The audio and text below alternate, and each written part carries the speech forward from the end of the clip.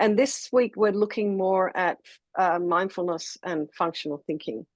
So I'm wondering if anybody had anything from last week that they wanted to share, or anything that they practiced this week that you also would like to maybe share with everyone, or not. You don't have to. Everyone's always a little shy in the beginning and then sort of warms up after that. So you can just, Sheil, welcome. Yes. What would you like to say? Hi. I'm starting to work on like being more aware of my breath. So, like if I'm in the kitchen, I'm starting to try to just focus on what I'm doing and not have like all the thoughts of everything else going on about what happened at work, or like I'm trying to do that. And also like when I am in the bus, like I'm trying to just be present and feel my breath and feel grounded. And it doesn't last very long, like just maybe for a minute or something. And when I'm sleeping, trying to go to sleep, I try to also try to be aware of my breath. So I'm trying more and more to be aware of my breath and be aware of like my surrounding and not get wrapped up in all the thoughts that happen in my head. That's fantastic. Well done. I mean, it's just a wonderful way to use your time. And a lot of us end up in this kind of dysfunctional thinking patterns and following our dysfunctional thinking patterns. So if you're actually able to sort of sit there and take a breath when you can notice, so you're basically saying that your discernment, this the kind of the mother that's checking the child that's about to fall off the cliff, is you're checking your thoughts, and then rather than actually bringing them back into line, what you're doing is you're using the breath to ground yourself. And that's perfect. That's fantastic. Well done. Yeah, because I wanted Mm-hmm. to ask you, I was doing this during the summertime when the weather was nice to go outside for a walk, and I don't know what it is. Like, I don't know if this is what mindfulness is, but what I was trying to do was when I was walking, I was trying to just put my attention on my footstep and not like have all the create like all the different thoughts that just come up of planning and desiring and scheming. But really, as I was doing my walk, I was saying right foot, left foot, just focusing on that. And that was the only thought in my head. Like, is that what mindfulness is? It's part of the practice. Mindfulness really is, is not forgetting, staying on your focus of concentration and not forgetting it. So if your focus of concentration is your footsteps, then it's a slightly different idea of, be mindful, watch out, this kind of thing. It's like, well, be mindful while you're climbing that tree that you don't fall out. You're really basically trying to focus. So I guess it's the same thing. Yes, to some extent. Absolutely. Yeah. I find that easy for me to ground myself when I'm paying attention to my footsteps than Hmm. being in the kitchen and just cutting vegetable because I can't stay focused without my thought going to desire and plan and everything else. But I notice when I'm focusing to walk, I can sustain that for a bit. Hmm. So then that is, it's going to be different for everyone as well. Like there was one person in our group, nighttime Vajrasattva group, who, when we talk about focusing on the breath, she prefers to focus on the rising and the falling of the belly. I personally find it easier to focus on the base of the nose, the nostrils. Someone else might find the chest a little bit easier to focus on. But for you, you found some ability to focus using your footsteps. And it's one of the methods of meditation in the Theravada tradition. Might even be Thich Nhat Hanh's group. I don't know who brought that one forward, but it's something that is often done. I think maybe in the Thai tradition as well, where That's you would exactly just, where I learned it from. That's exactly it. I learned it from Where'd you, a the Thai monk ties? I was working Yeah. with, and I was Yeah. working with him for a while, and that was his kind of practice for me to do, Uh-huh. like sitting and walking. Hmm. So that's, yeah, it's like a walk, it's called walking meditation. Hi, Laurie. So that's fantastic. If that works for you, then that's just a really good way to meditate. And I remember when I was studying for my psychology degree, I used to study and memorize walking around because I needed to move my body in order to remember things. And it was really funny because I was talking to my supervisor about it, and she said, well, you better be careful because the exam will be seated. And so if all your memories of all your different topics are your mnemonics are from you walking around, she said you may not remember it all. So then what I did was I went up to our local a meditation center and did some of these 10-day courses, and they got me through my psychology degree quite nicely. So I would go up there and I would focus and I would, yeah, it was, and in being in that very still, quiet environment, more was being absorbed into my brain. So that's something anyway. So, anybody else have anything they want to share before we start today's session on functional thinking? I really wanted Eric to be here. This would have been a really important session for him. Oh well. Okay, nothing. All right. So, just before we start, settle into a nice, comfortable seated posture. You can have both feet flat on the floor.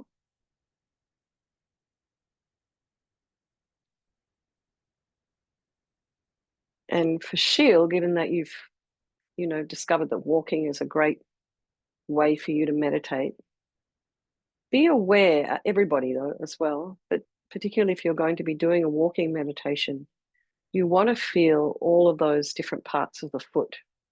So you're not just plonking one foot down in front of the other. You would, you know, kind of basically roll through the heel all the way through the sole of the foot to the ball mound, big ball mound, little toe mound, big toe mound, little toe mound, and all your toe pads.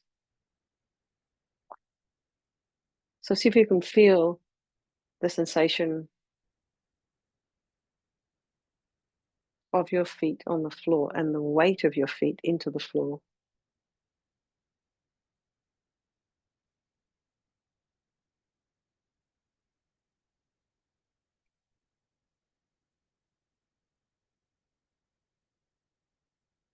Have your knees about hips width apart and your shoulders align with your hips. And as best you can, your ears align with your shoulders. And imagine your spine as this a beautiful string of pearls of light stretching from the base all the way up through the crown of the head and beyond.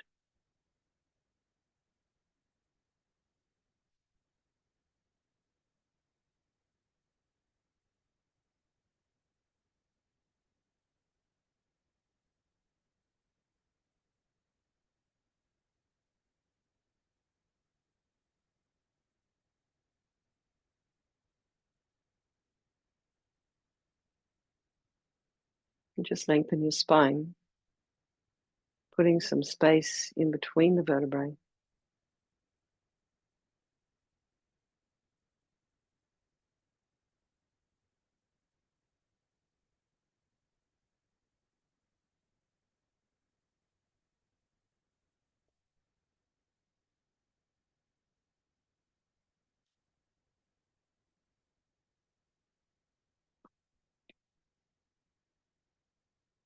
And go to the crown of the head and relax your scalp.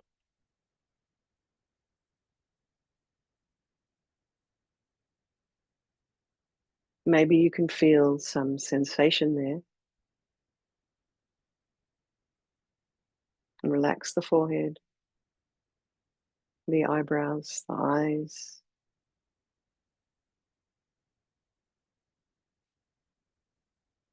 the nose, the cheeks, the area around the mouth, the tongue and the back of the tongue. And relax the jaw and the ears and the temples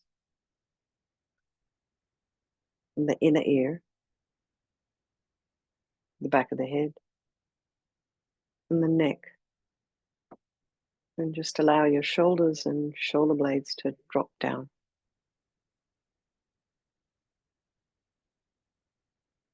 And relax the throat and the chest and the belly and all of your limbs.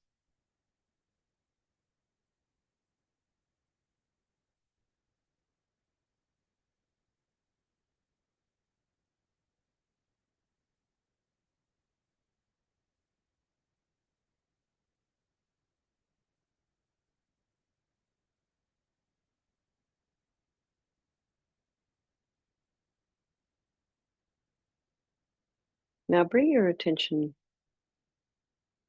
to your breath. Just notice the sensation of the air as you inhale and exhale.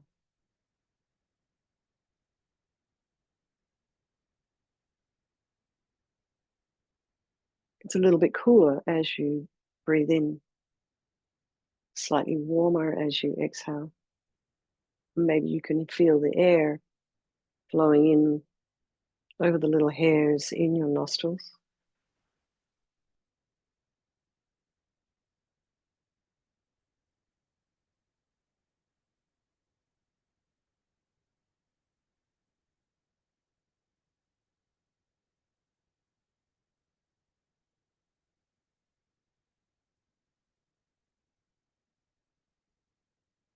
So for some of you, you might feel comfortable, when I say bring your mind back to the breath in the meditation, you might feel comfortable bringing your mind back to the area around the outside of the nostrils or at the base of the nose.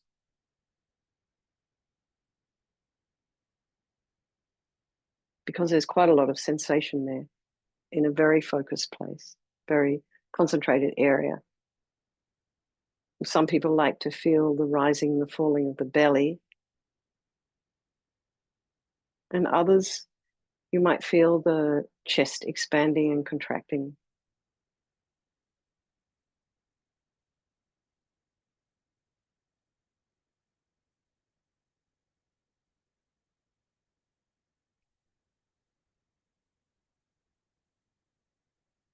So as you inhale, the diaphragm drops. As you exhale, it rises and assists to push out all that air.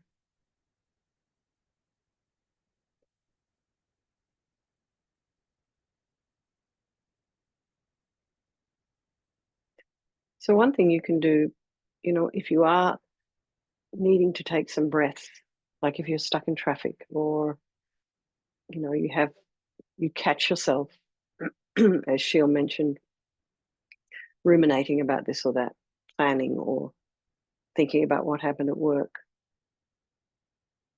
you can just very gently inhale for a count of 4, and you just pause at the top of the breath. It's like a suspension almost, and then exhale for a count of 4.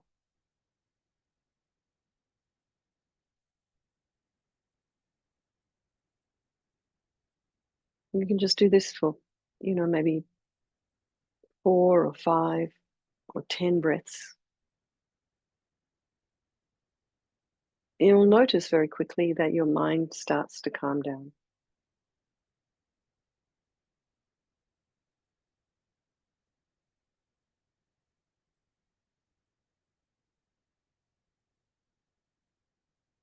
It's very good to have these tools practiced. Like if you get into an emergency and you forget the tools that we have often. But even if you can, you get into some kind of emergency, it's sort of like you get overwhelmed by something, or you hurt yourself, or you have a stressful presentation to do, something like this. have a stressful confrontation or discussion that you have to have, you can just say to yourself, just breathe. Just remember to breathe.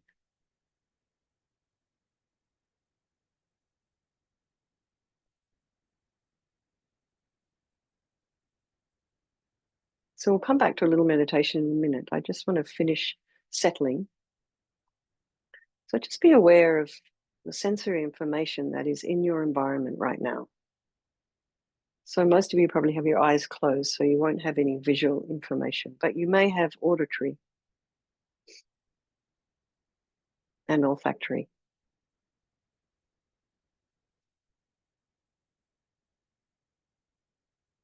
So just allow all of that to be there, trying not to follow with the mind.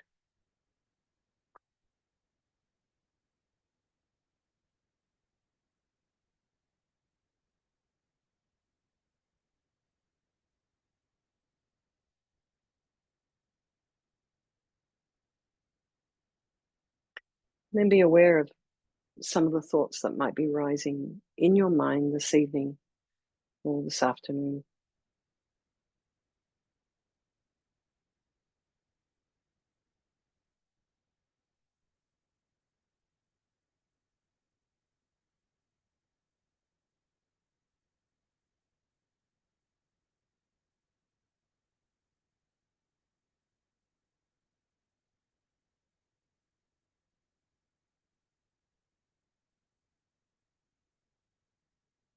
And try and put some space in between those thoughts.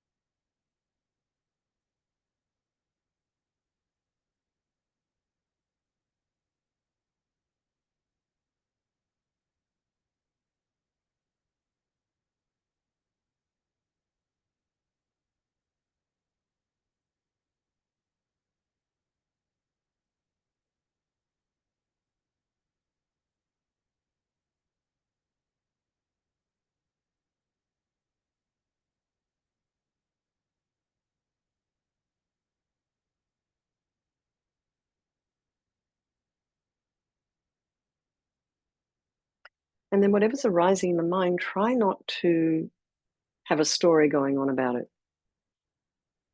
And this is where you can use your discernment, your wisdom, to decide whether this is actually even a beneficial conversation to be having with yourself. It might not be terribly functional and it may not even be real. So, just notice and be gentle with yourself as well.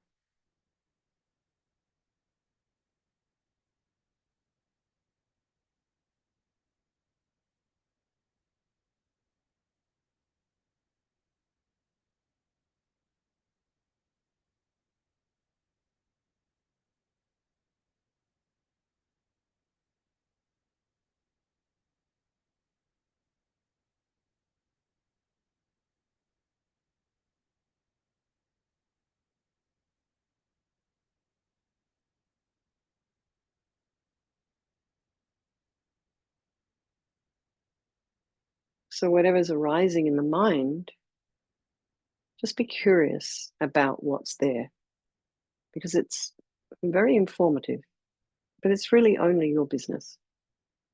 So, just be curious and objective as well.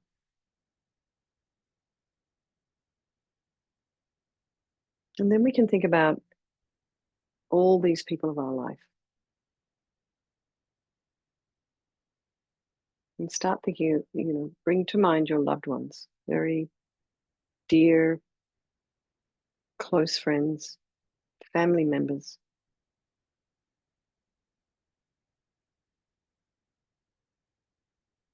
work colleagues. And then there's people in our life who we're not super fond of, prefer to stay away from. And of course, all of our Buddhist teachers say these are our true friends. These are our true teachers. The reason being is these ones are the ones that actually show us our mind. Our loved ones don't really, because we have so much fun being with them. But they sort of say if kind of aversion and anger wasn't in your mind stream, it wouldn't arise.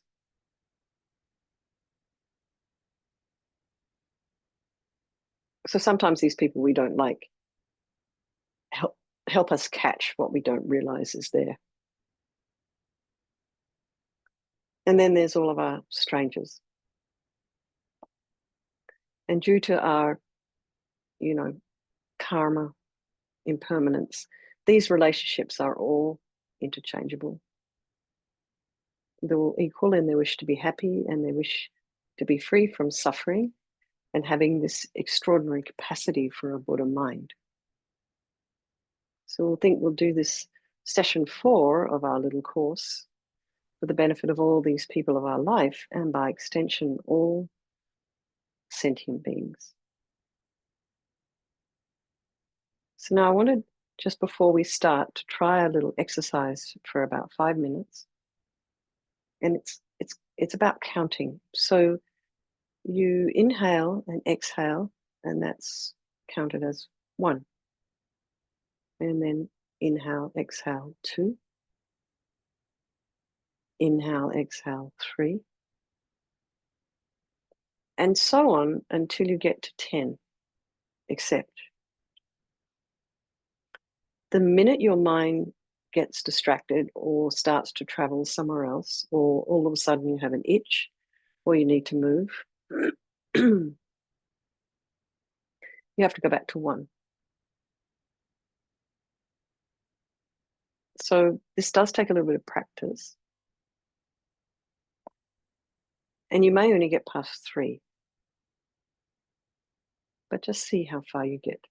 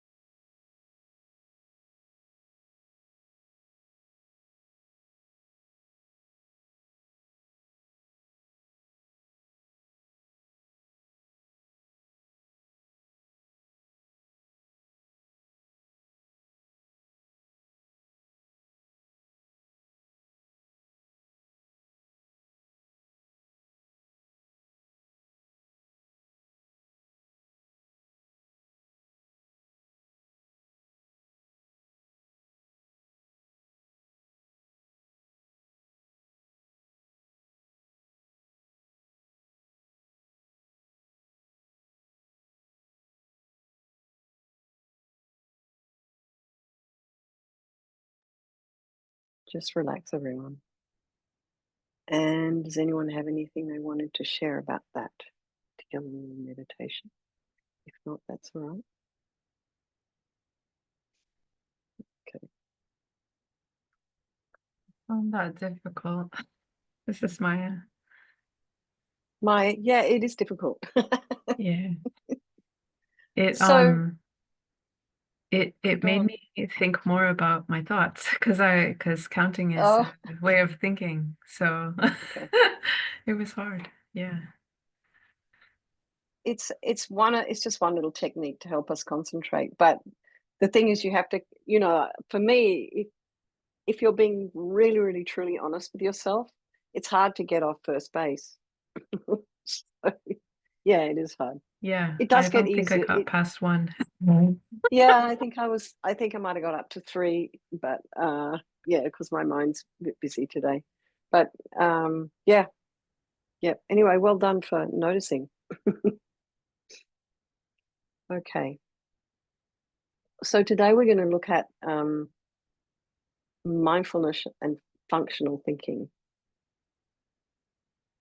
Um, we have a lot of thoughts in our head.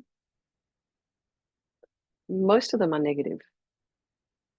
A lot of the thoughts we have in our head are negative, which is kind of what Eric was talking about last week. Is what he was talking about last week. And a lot of our negative thoughts are quite often directed at ourselves.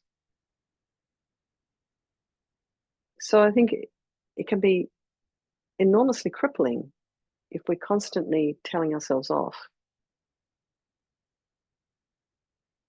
So one of the things I like to remind myself and other people is to just kind of think about, well, would you talk to a 2-year-old like that? You probably wouldn't. You just kind of destroy them. Of course, some people do, but so maybe think that when you're talking to yourself, you're actually, talking to yourself in a kinder, more compassionate way. In a similar way, you might address a child. You wouldn't tell a 2-year-old that they were stupid because they couldn't tie their shoelaces because they're not old enough to have that level of coordination. You would just encourage them until they could. Or you wouldn't even give them shoes with laces. You'd have slip-ons or something.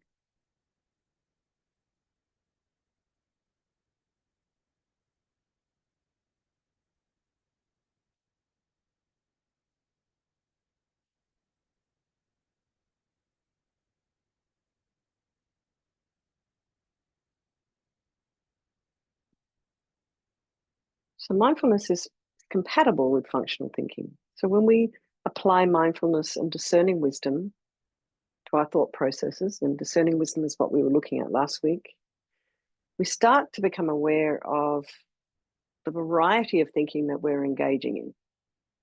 As Maya mentioned, all of a sudden she noticed. And this can happen when you start to meditate. We have often this expectation that we're going to calm everything down, that we're going to stop all those thoughts, but you can't. You can't stop the thoughts. You can redirect them, and you can slow a lot of it down, and you can redirect your neural pathways so that you don't keep going down the same old rabbit hole.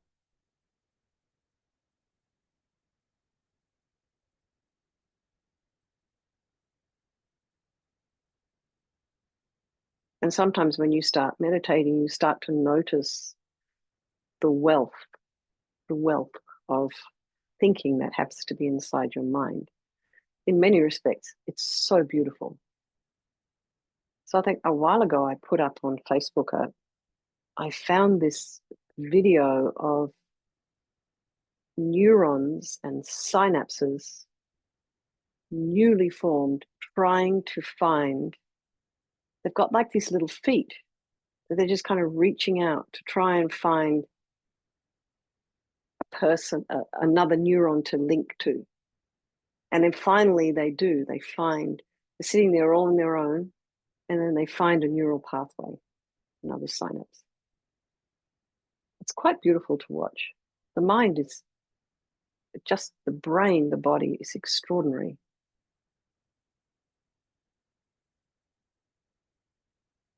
Of course, when I was sick, I was fascinated with what was going on in the body. It was really, I felt so bad. I felt really sick. Our body was doing its best to fight off the virus. And then miraculously, 7 days later, well, 6 days later, it gets rid of it.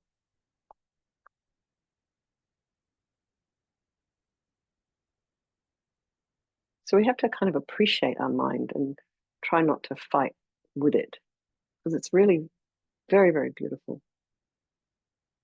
So not all of our thoughts are dysfunctional or harmful. In fact, we do engage in quite a lot of functional thinking that does contribute to our success as a species on this planet. We adapt to different living conditions. Our ability to think creatively is vital to our problem solving. In the practice of mindfulness of thoughts, when we become more proficient in this process, we start to recognize different ways of thinking. So it becomes more than just I'm thinking. So we can refine our power of discernment by differentiating the different types of thinking we're engaged in, the different types of thinking our attention is focused on. So thoughts about the past could be noted as remembering, and those on planning as planning, and those involved in fantasies as daydreaming, and so on. And in this way, we can become more mindful and wiser in regards to the types of habitual thinking we tend to engage in. So sometimes we ruminate.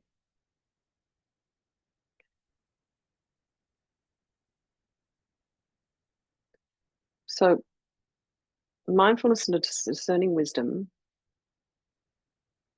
can be aided by invoking appropriate functional thinking that strengthens the recognition of the nature of those thoughts. So even though we may be using just a few simple terms like remembering or worrying or daydreaming and so on in the practice, we need to realize that the act of noting or labeling with these words or concepts is also a form of thinking. It's like thinking about thinking. I thought you'd like that, Maya. So we can regard this as functional thinking because it serves the function of helping to strengthen the discernment of thoughts as thoughts, so as to protect our mind from falling back into believing in and following these involuntary thoughts. It also reinforces the recognition of the type of habitual thinking our mind may tend to get caught up in, leading to an understanding of the underlying reactivities that drive our choices, drive our actions. So it all starts in the mind.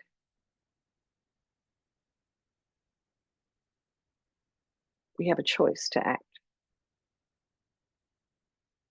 Lastly, functional thinking helps us to initiate a process of releasing and letting go, whereby we withdraw the investment of our intention and belief in the contents of these habitual reactive thoughts. So we just let go of all of our habits. Oh, here I go again, thinking about Uncle Charlie, about that time he took my teddy bear and hid it in a ditch when I was 5 years old. I mean, having you start to realize that some of these habitual reactive thoughts have actually nothing to do with the reality of our life. So we'll just revisit this meditation on the mindfulness of thoughts that we did last week. And this time around, we're going to try to refine this discernment of thoughts as thoughts by differentiating the types of thinking our attention is involved in. So we can replace the simple label of thinking with others that better reflect their contents. Labels are best to be both accurate and neutral in tone. So when you are thinking of labels, try not to provoke a negative judgmental attitude towards yourself or towards your thoughts. And so some possible labels may include remembering, planning, daydreaming, worrying, judging, anger, and so on. And this way we can become more mindful and a little bit wiser in regards to the types of habitual thinking we tend to engage in.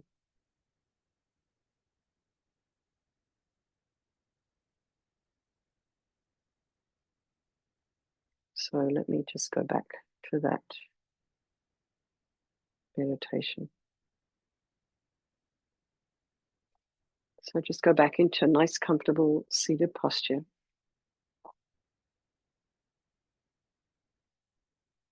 You can rest your arms, your hands in your lap,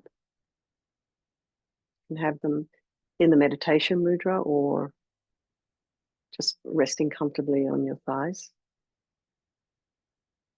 And notice areas of softness and ease and relaxation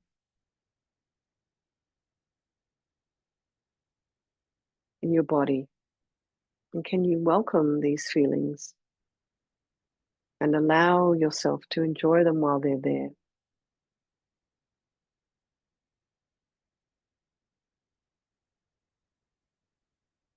So we have a couple of long-term chronic, I hate to use the word illness, but it is things in the room today. So that means these people are experiencing levels of discomfort 24/7. So within that, enormous discomfort with no real idea of when it's going to end, try and find some level of softness and ease.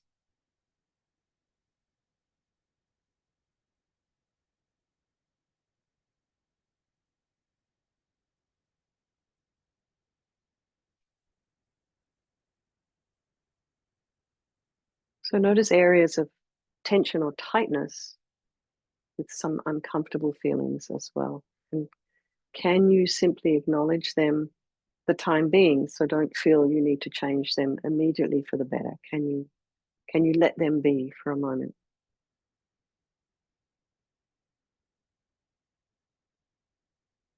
So now check in with the sensations at your face. And just notice whether you're tensing up any of those facial muscles. The forehead, around the eyes, the jaw. And can you gently relax these muscles and let in a different feeling, one of softness and ease and comfort, into your face?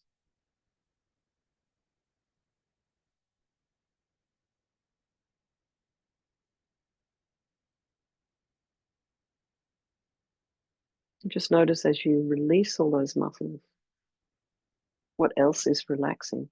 The head, the body. Can you allow that relaxation to spread on its own down to the rest of your body, helping your body to settle back into meditation in its own time?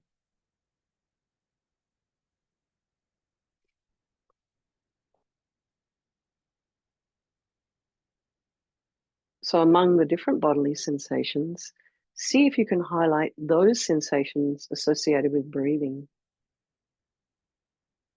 as we did in the beginning, some maybe around the nostrils, the air flowing in and out, the movement of the chest, the abdomen.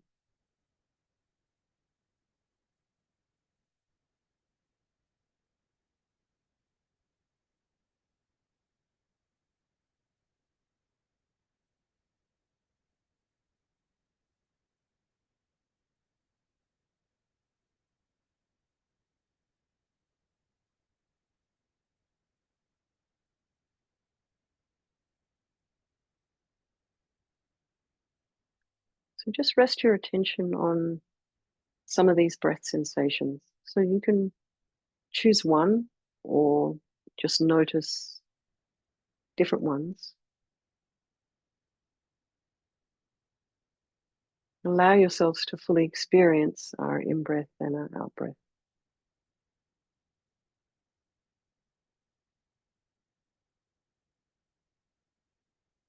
And we'll just do this for a couple of minutes.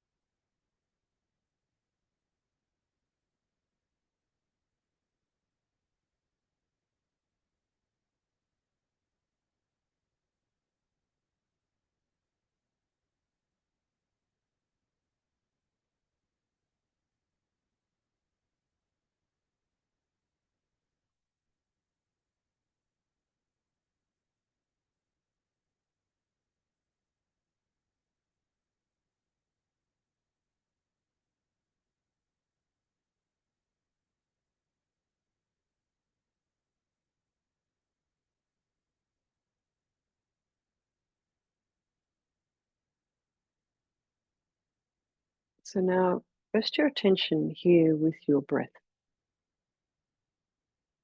So every time you notice yourself exhaling, use it as an opportunity to release anything unhelpful and unwanted. Just the way you exhale to let go of the stale air in your lungs. So regard your breath as a resting place for your mindful attention. It's home. This is your home base. It's a place you can always come back to at any time to steady yourself.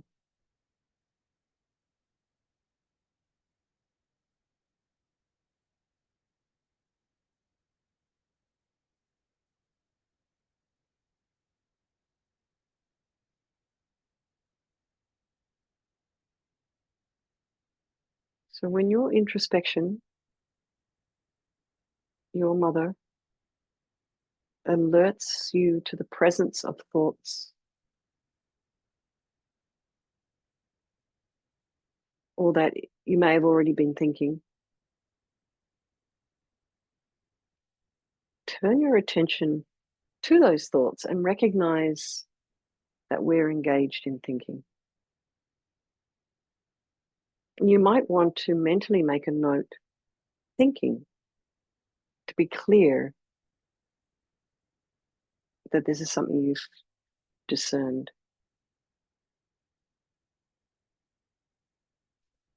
And without getting entangled in the contents of those thoughts, we can just very gently return our attention to the breath and release those thoughts on the out breath.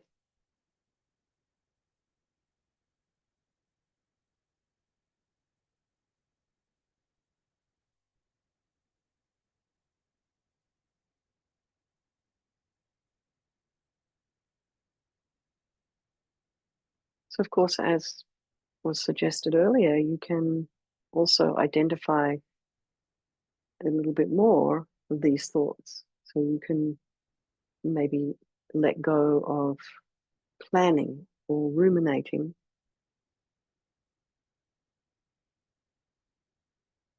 And, as I said at the very beginning, be curious about what's in your mind, not kind of um, telling yourself off. Don't criticize yourself. Try not to criticize yourself. So we'll do this for another 5 minutes. And see what thoughts you can identify, what categories you can kind of put them in. And if that gets too complicated and you start thinking too much, just go back to thinking. Just, just release using the word thinking.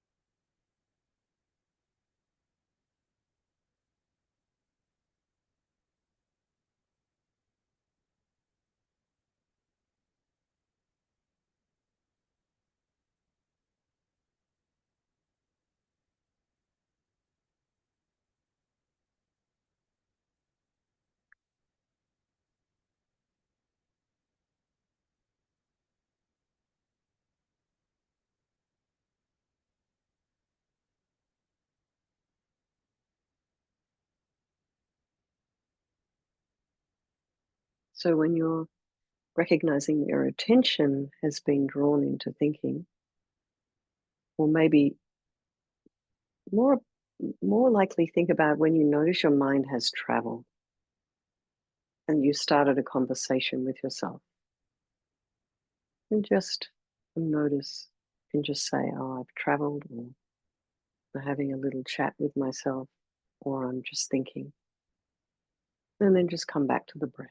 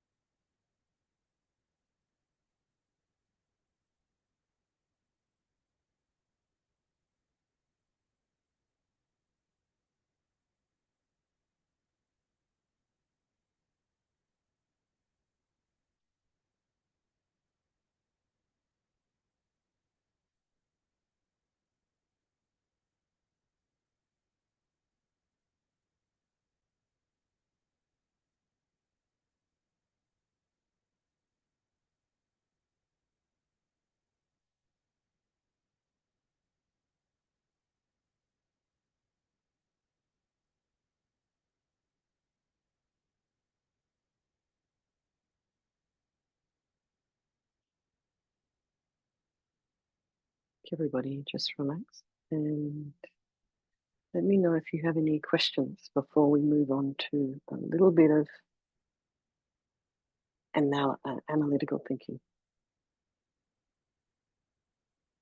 Anything come up for anyone during that meditation? No? Just that you all go so beautifully into meditation. I think you don't want to come out and start talking. So well done. All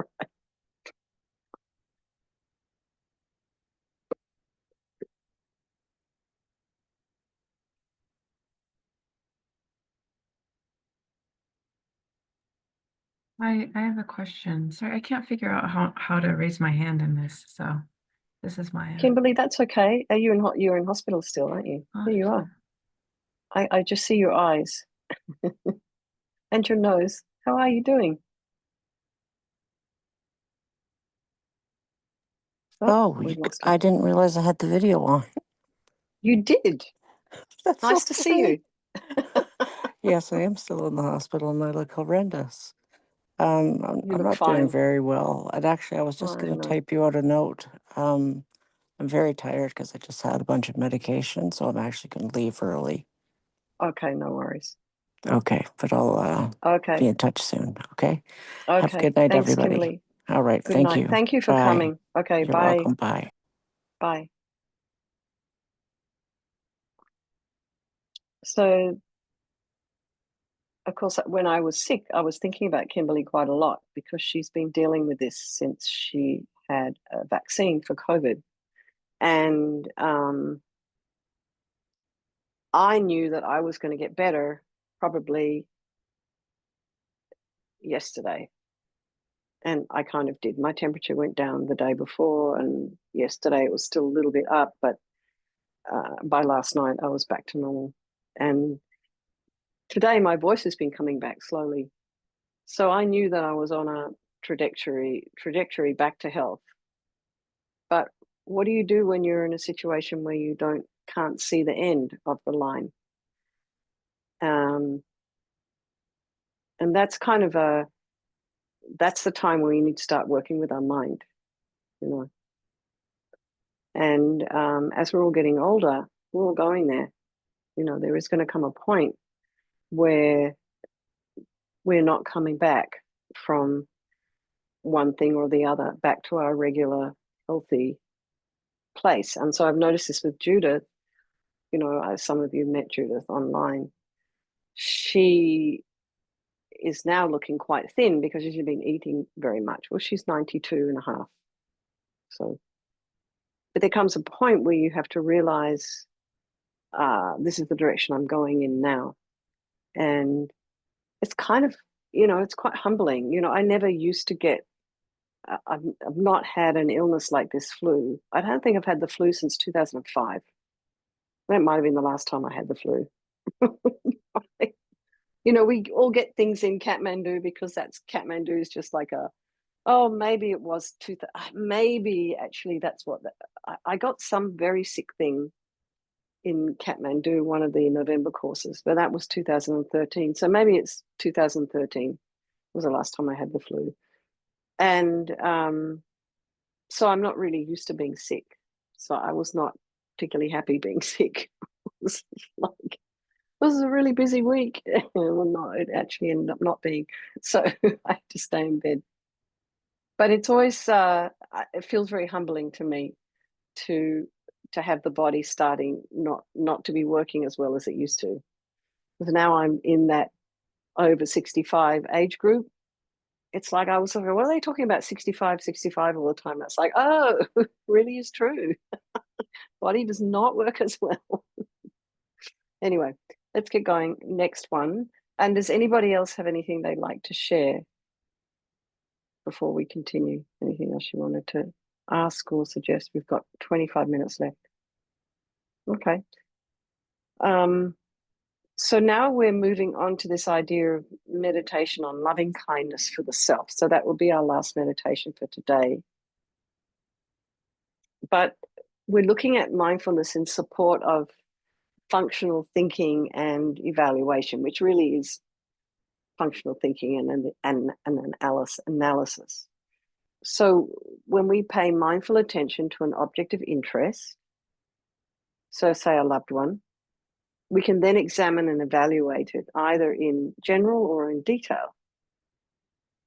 So such examination and evaluation can involve thinking, applying concepts and reasoning to get a better understanding of the object. And this is called analytical meditation. So, for example, the practice of loving kindness. So bring to mind a loved one, we bring and we allow a visual image of that person to appear to us.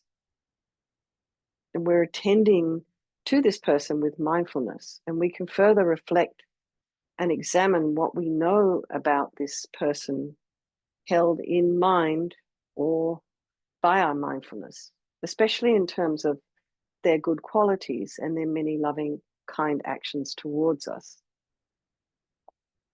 And we may then respond with heartfelt feelings of loving kindness. So, in this way, mindfulness, reflection, and discerning wisdom have contributed to enhance this quality of loving kindness.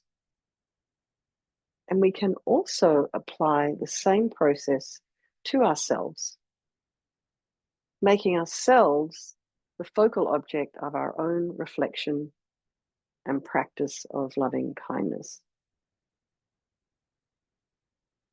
So, this practice of mindfulness and discerning wisdom not only allow us to inquire and get a better understanding of the object or topic under consideration, we can also use it to further nurture the positive qualities that have arisen as a result of this kind of reflection by giving mindful attention to them.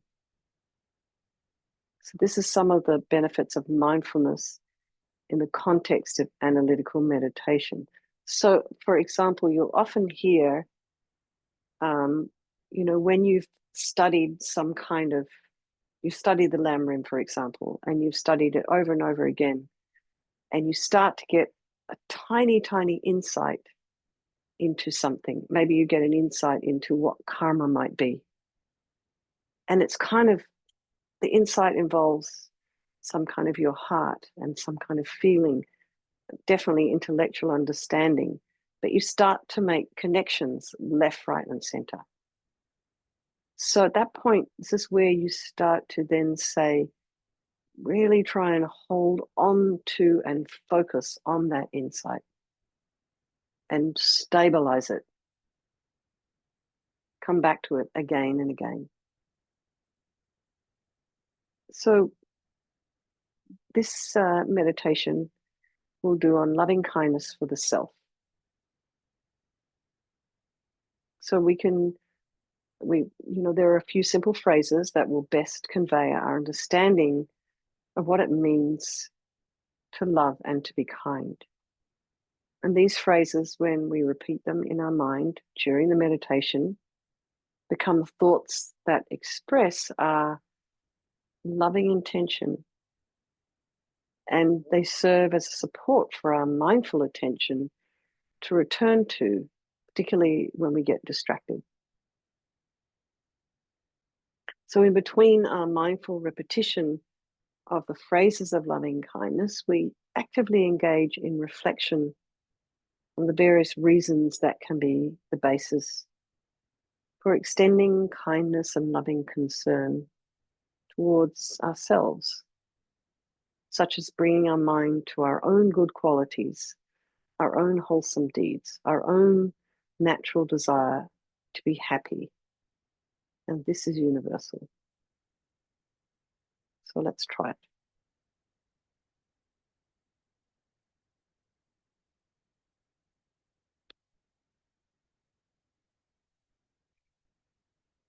So remember we did that little meditation on equanimity at the beginning, friend, enemy, and stranger.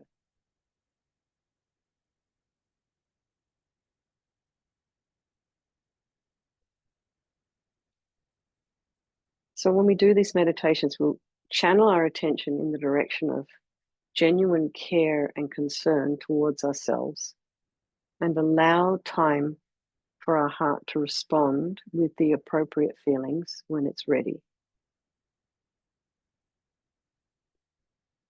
So our mindful awareness encompasses both ourselves as the object of kindness and the inner quality of kindness itself as it suffuses our mind and our heart.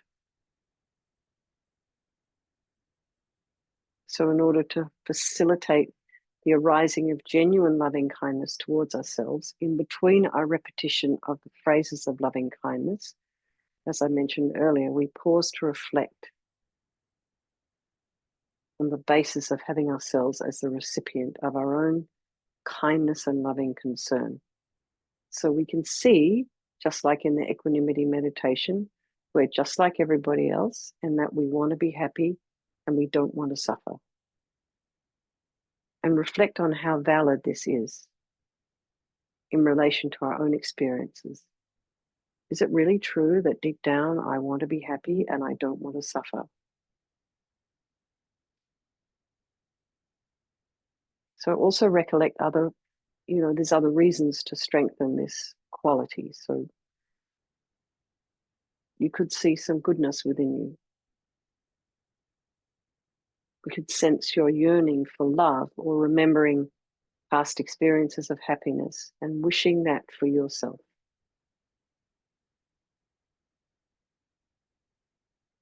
Some people need no reason to extend loving kindness towards themselves. So we start.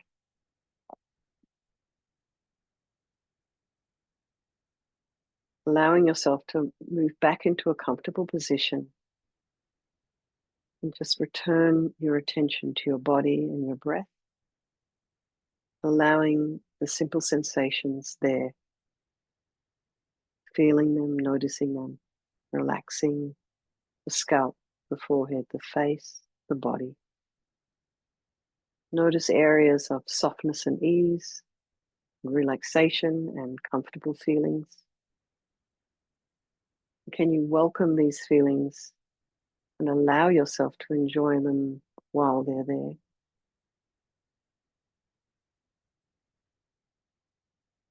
Maybe notice areas of tension or tightness. Can you simply acknowledge them for the time being?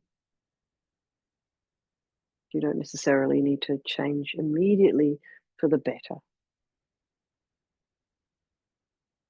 And check in with the sensations at your face. Are you tensing your facial muscles? Can you relax the muscles and let in a different feeling, one of softness and ease and comfort, into your face? And can you allow this softening and relaxing to spread on its own to the rest of your body, helping your body to settle into meditation in its own time?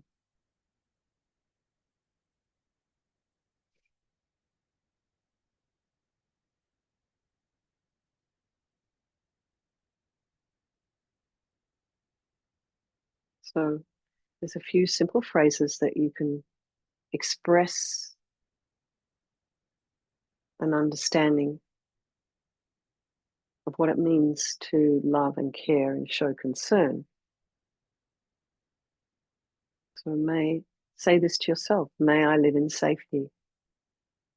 So you wish yourself to feel safe and have security in life, and really believe that you deserve this.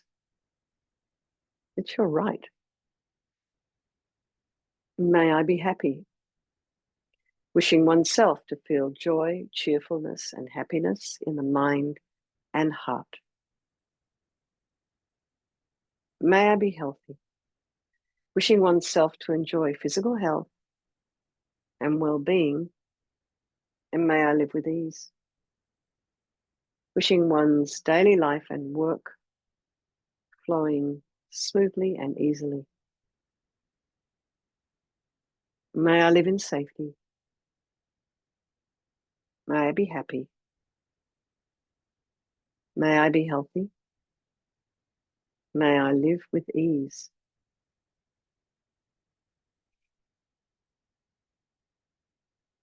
So repeat the phrases slowly and mindfully to yourself at your own pace, and stay connected to the intentions behind these words and extend loving kindness towards yourself. And come back to the phrases when you get distracted. You don't have to worry if you're not feeling particularly loving. You can allow your heart plenty of time to respond in its own way, its own time. We can rely on the words to guide our hearts towards loving kindness. May I live in safety. May I be happy. May I be healthy. May I live with ease.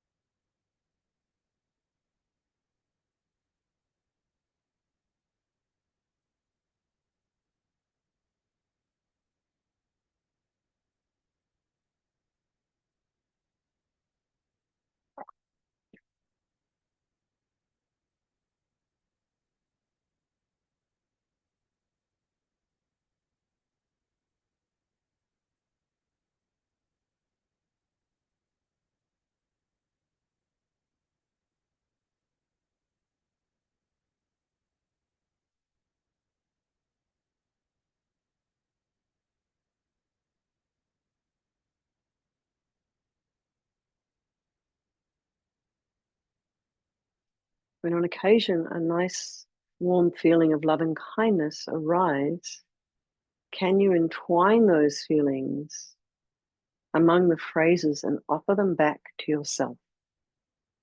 May I live in safety. May I be happy. May I be healthy. May I live with ease.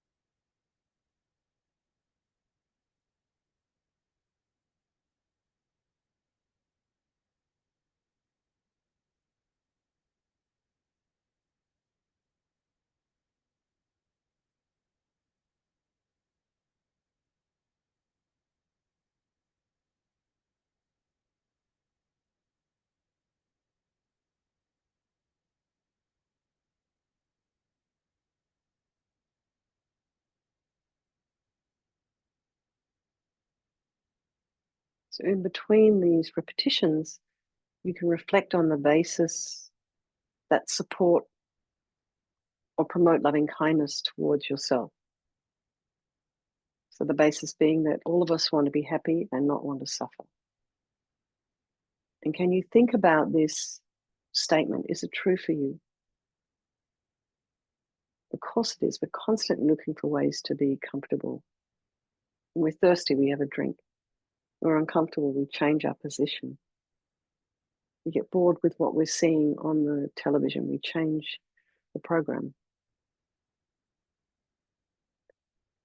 How does this wish to be happy manifest in our life?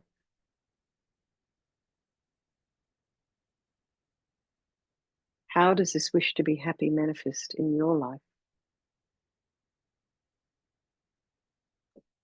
Some of us chase happiness in different ways.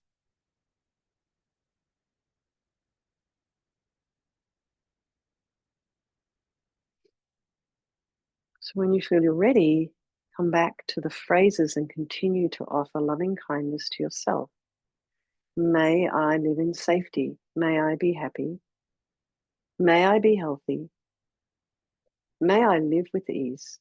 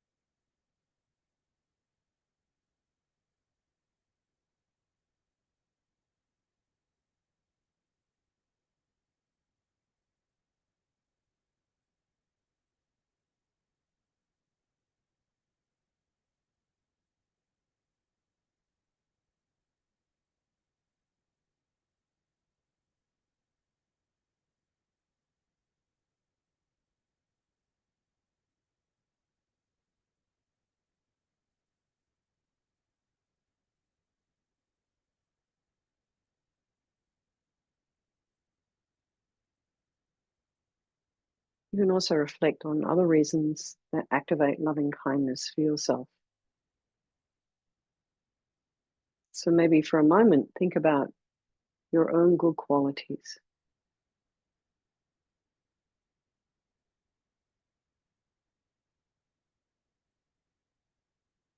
Think about your past experiences of happiness and wish that to continue.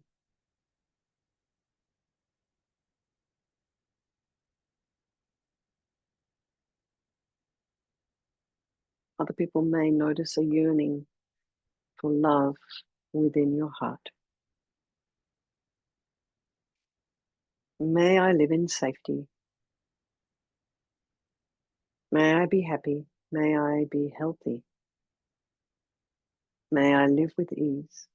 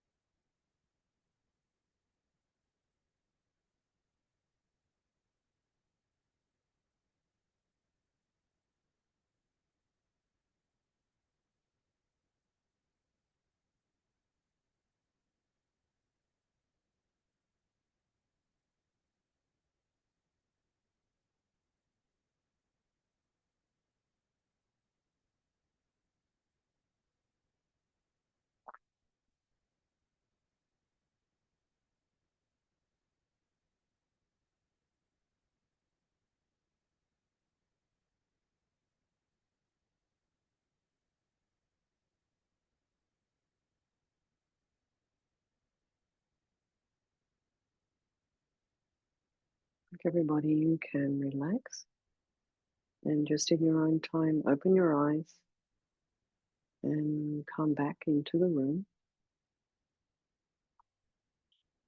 I'm curious to know if anyone found that difficult, that meditation.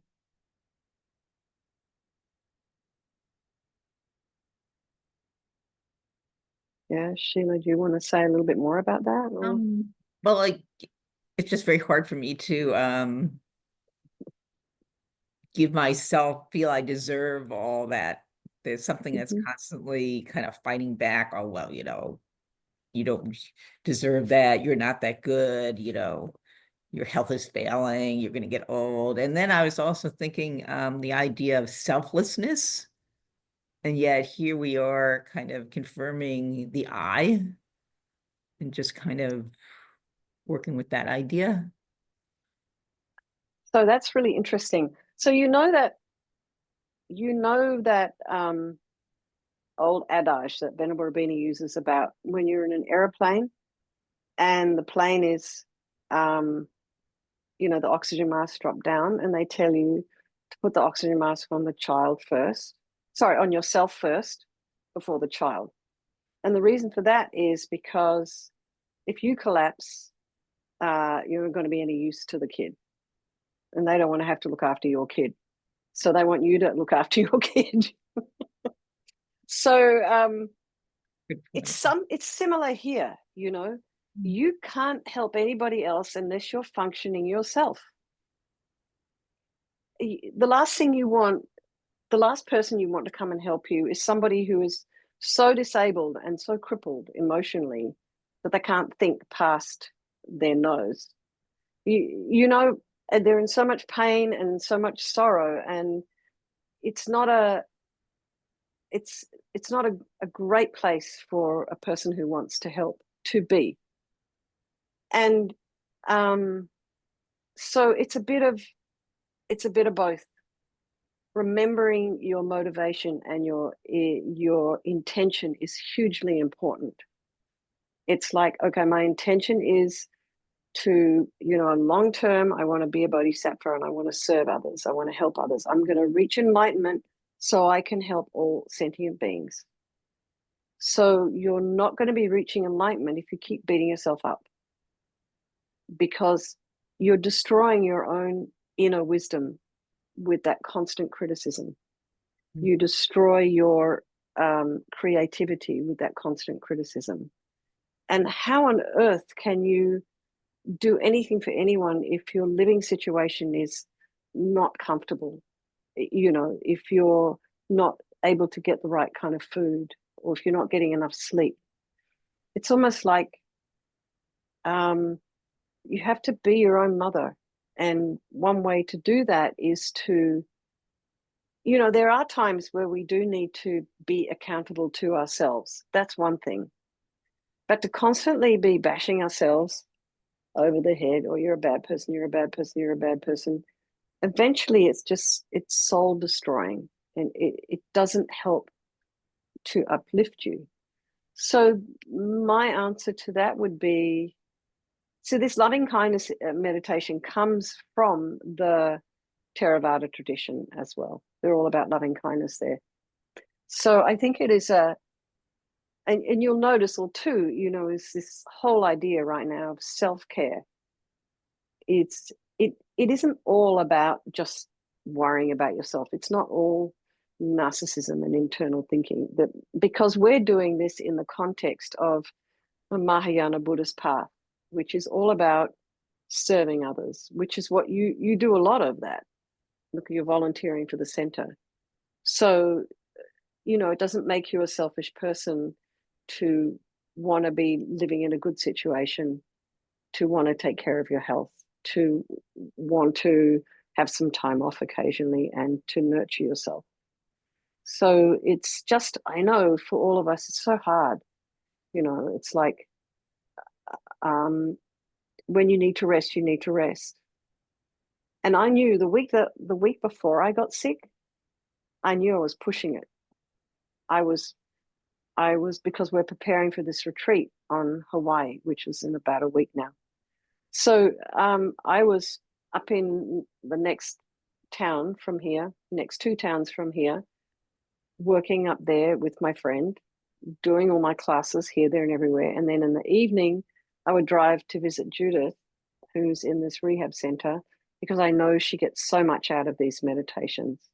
And I wasn't getting home until 9:30 or 10 at night, and then getting up again the next morning really early. And I really started to feel I'm pushing it a little bit here, because I was hardly ever home. I was spending all my time on the road. And then, of course, because I was run down, I got exposed in the rehab place. And so it's like, if I had followed my intuition 2 weeks ago, I probably wouldn't have been sick this week. And so then, because I was sick, I lost quite a lot of classes. You know, the whole of Vajrasattva hasn't happened this week because I've been there. So it would have been far better for everybody, including myself, had I taken care of myself at the time that I noticed I was starting to push myself a little bit more than my body was prepared to be pushed in this weather, with all the amount of bugs that are around right now. So I don't know if that helps, but it's kind of, yeah. And I think we all just have to accept how hard it is for ourselves to offer ourselves something, particularly if you're a mother, or if, you feel it's your job to look after everybody at your own expense. So anyway, I don't know. No, that Does is that make helpful, because I forget, because I keep thinking like you should push harder rather than like step back and, catch your breath and rest. I'm always like, no, you got to push through that. Don't be a wimp. And I mean, I guess in the long run, you break down, because at some point you can't do everything. yeah, you can't do everything, and it's good to recognize when you do need to set a boundary for yourself.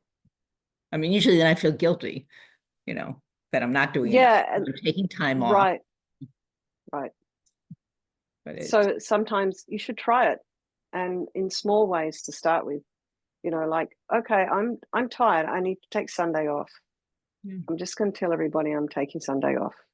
And the other thing too, which I've learned also from Venerable Rabina, is you don't need to explain to everybody why.